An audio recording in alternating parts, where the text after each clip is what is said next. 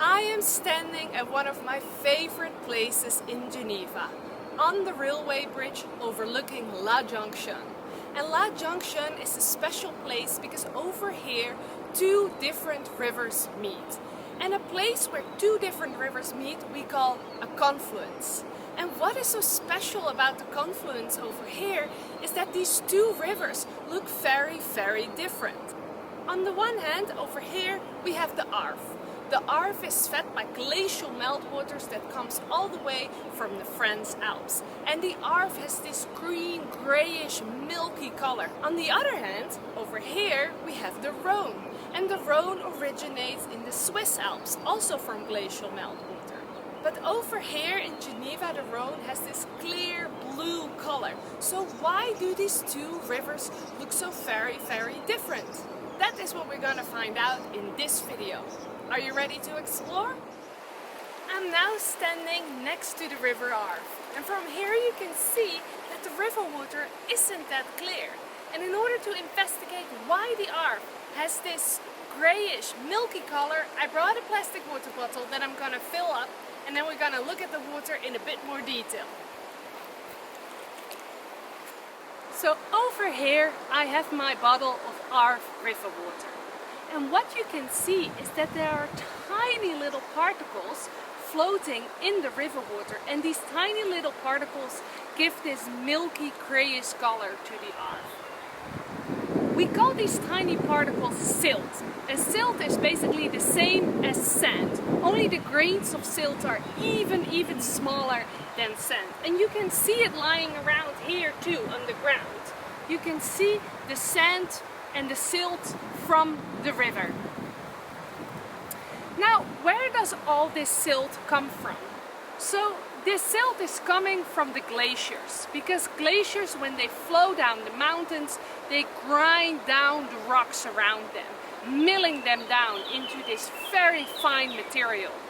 So when the glacier melts, it drops all the silt on the floor, and the meltwater from the glaciers picks up all this silt, and we've already learned that the meltwater of the glaciers in the end forms this river. So it brings all that silt from the glaciers to Geneva. Now, what do you think happens to the silt when I put my water bottle down? Let's investigate. As you can see, the water starts to look much clearer because the particles start to sink down to the bottom of the bottle. The reason why the silt doesn't sink down to the bottom of the river is because the river is flowing. This agitates the water and keeps the silt particles floating in the water. The same happens when I agitate the water bottle.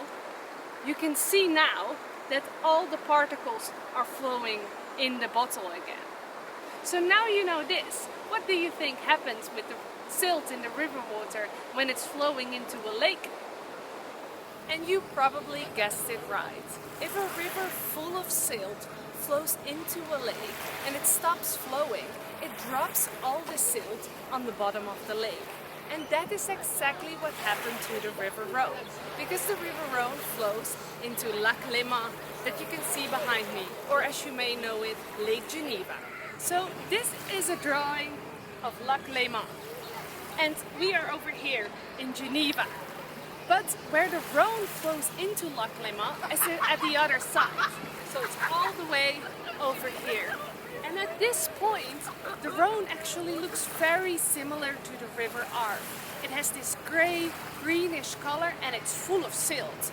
But as soon as the river Rhône flows into Lake Geneva, it drops all the silt to the bottom of the lake over here. And then the water spends about 11 years in the lake before it flows out again over here in Geneva. So over here, the river Rhône flows out of Lake Geneva, and you can see that the waters are very clear. So the Rhône continues flowing, and then very soon it meets the waters from the river Arve, and they merge together at La Jonction, and then together the waters flow back into France. I hope you enjoyed exploring Geneva's rivers. If you want to learn a little bit more about these rivers, please check out my website, because I created some cartoons to explain all these concepts in a fun and easy way.